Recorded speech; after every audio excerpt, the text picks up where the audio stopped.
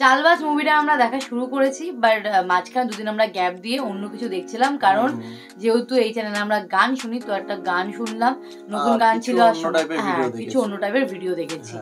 তো আবার মুভির ক্লিপ দেখবো, আর তার মধ্যে একটা মুভির ক্লিপও দেখেছিলাম, বাট অন্য মুভির তোমাকে চাই। হ্যাঁ, আর আজকে আবার তো চালবাজ মুভির একটা ক্লিপ। আর তার আগেই বলে দিচ্ছি যে চালবাজ মুভি যেই অবধি আমরা লাস্ট দেখেছিলাম, তারপরে যে ক্লিপটা, ওই যে গেম খেলার একটা ক্লিপ ছিল, ওই জায়গাটা আমরা স্কিপ করেছি, কারণ ওর ভিডিওটা অলরেডি আমরা আগে একবার দেখে নিয়েছি। তো তোমরা যদি দেখতে চাও সেটা আগে গিয়ে একটু দেখে নিতে পারো, বা আমরা এন্ড স্ক্রিনে দিয়ে দেবো, বা এই ভিডিওটা এন্ড স্ক্রিনে দিয়ে দেবো, তারপর থেকে দেখা শুরু করছি আমরা। তো চলো বেশি দেরি না করে তারপরে কি হবে সেটা দেখে নিই।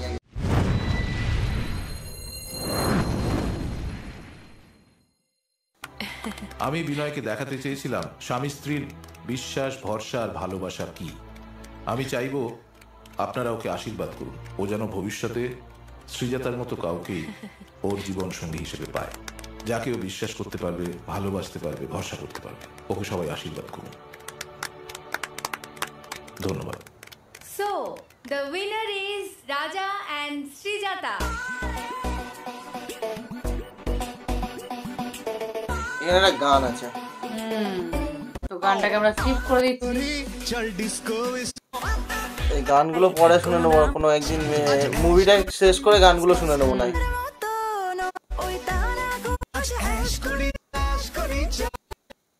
বেশি কেটে দিয়েছে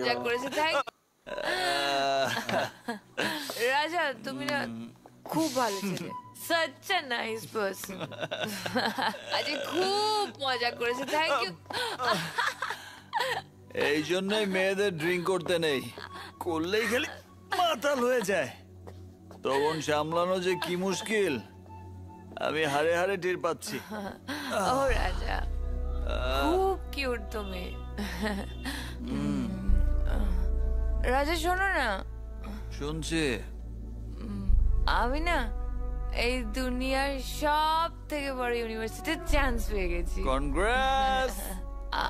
আমি দুনিয়ার সব থেকে ভালো হাজবেন্ডটা পেয়েছি। Thank you, thank you. I am so lucky. Thank you. Raja, I am sorry. কেন? তুমি তখন আমার কোমরে হাত দিতে চেয়েছিলে, তোমাকে কত বকাবকি করলাম। I am sorry. It's okay, it's okay. আমার বিউটি স্পটটা তোমার ভালো লাগে না? আমি জানি। তুমি এখন আমার হাজবেন্ড, তুমি হাত দাও, তুমি আমার বিউটি স্পটে হাত দাও।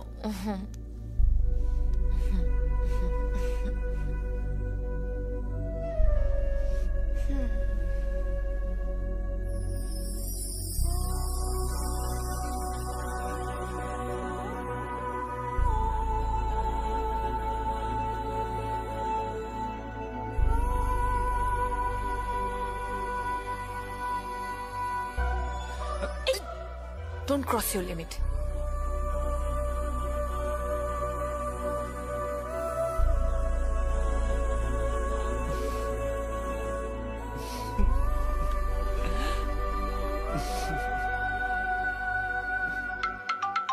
যাক, তাহলে বোনকে মনে পড়লো।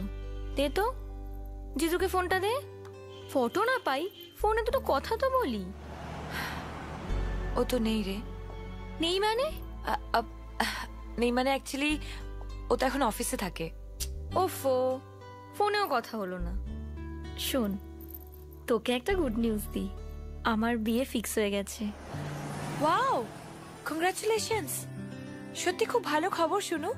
তোকে কিন্তু আসতেই হবে, কম করে 10 দিন আগে। না রে, আমি তো আসতে পারবো না। আমি কিচ্ছু শুনতে চাই না, তোদের আসতেই হবে। দেখ দিদি, আমাদের বাবা মা নেই, তুই ছাড়া আমার নিজের আর কে আছে বল? তোকে আর জিজুকে আসতেই হবে। হ্যাঁ, কিন্তু জেঠু আমাকে। জেঠুকে আমি সামলে নেব, তুই কিচ্ছু চিন্তা করিস না। আমার কথাটা একটু বোঝার চেষ্টা কর। শুনো দিদি, এতদিন জানতাম আমার মা নেই, মায়ের মতো একজন দিদি আছে। তুই যদি না আসিস, আমি জানবো আমার দিদিও নেই। সেটা যদি না চাস, তাহলে তুই আসছিস, এটাই ফাইনাল। আরে আমার কথাটা শোন। হ্যালো, শোনো। হ্যালো,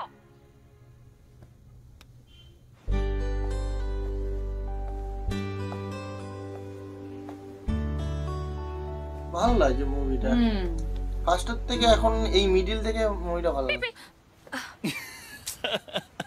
ভালো লাগছে না, ডিস্টার্ব করো না। আরে আহা, ভাল লাগছে না কেন সেটাই তো জানতে চাইছি। সুনিতার বিয়ে ঠিক হয়ে গেছে। সেটা আবার কে? ও, সুনিতা আমার ছোট বোন। ছি ছি ছি ছি ছি ছি ছি ছি ছি ছি ছি ছি। বড় বোন হয়ে এটা মেনে নিতে পারছো না? মানে? মানে আবার কি? বড় বোনের আগে ছোট বোনের বিয়ে হয়ে যাচ্ছে, সেই জন্য মন খারাপ করে এখানে দাঁড়িয়ে আছো?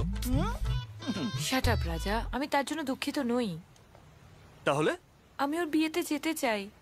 এতে প্রবলেমটা কি? আসলে যেভাবে আমি বাড়ি থেকে পালিয়ে এসেছি, তারপরে কি করে ওদের মুখ দেখাই বলো? আর তাছাড়াও বাড়ি ফিরে গেলে আমার সমস্ত মিথ্যে ধরা পড়ে যাবে। সুনিতাকেও সত্যিটা আর বলতে পারিনি আমি।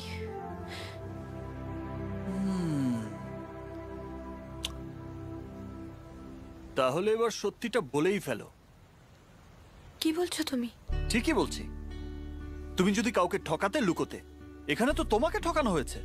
তাছাড়া একটা মিথ্যে ডাকতে হাজারটা মিথ্যের আশ্রয় নিতে হয়, আর একদিন না একদিন সত্যিটা তো ফেস করতেই হবে। তখন তুমি যদি সত্যি বলো, কেউ বিশ্বাস করবে না। এটা আমি না বস, আমার অভিজ্ঞতা বলছে। তাই আমি বলছি, সত্যিটা ফেস করো, সব বলে দাও।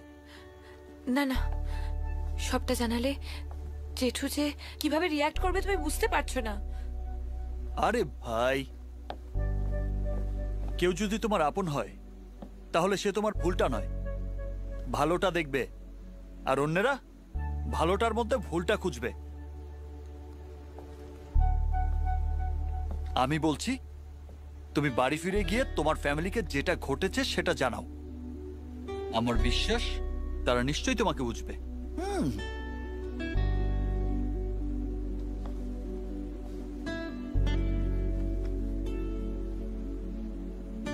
হয়তো তুমি ঠিকই বলছো। বাই দ্য ওয়ে, আমাকেও দেশে ফিরতে হবে। আমার বোনের বিয়েতে আমার অনেক দায়িত্ব। ট্রাভেল এজেন্সি বলেছে, আমি যদি 10টা টিকিট বুকিং দিতে পারি, তাহলে আমার টিকিট ফ্রি। 9টা টিকিট অলরেডি বুকড হয়ে গেছে। এবার তোমারটা হলে আমারটা ফ্রি। এখানেও সেটিং। লজ্জা করে না তোমার? আরে বাপ, ডিসকাউন্ট দিচ্ছে, নিতে লজ্জা করবে কেন? এবার চলো তো, তাড়াতাড়ি ব্যাগ গোছাও। চলো চলো চলো। নাই সব জায়গায় তো দেশে ফেরার পরের ভিডিওটুকু নাকি দেশে ফেরার পরেই দেখবো নাকি? হ্যাঁ, ফেরার পরে যে বাড়ির লোক কিভাবে অ্যাকসেপ্ট করবে, কারণ যেভাবে পালিয়ে গেছিল আমরা দেখেছি। এইবার বাড়ির লোককে কি বলবে, এর পরে কিভাবে স্টোরিটা আগাবে সেটা আমরা এর পরের পার্টে দেখব। বিদেশের মাটিতে দেখছিলাম, এবার দেশের মাটিতে দেখবো। তো ভালো লাগছে, মুভিটা সত্যি ভালো লাগছে। ফার্স্টের দিক থেকে বেশি এখন ভালো লাগছে, একটা অন্যরকম ইন্টারেস্ট জাগাচ্ছে মুভিটা। তো তোমাদের কেমন লাগছে কমেন্ট করো, ভালো লাগলে লাইক শেয়ার করো আর পাশে থেকো। তো চল, এই ভিডিওটা এখানেই শেষ করছি, দেখা হচ্ছে নেক্সট ভিডিওতে, ততক্ষণের জন্য টাটা।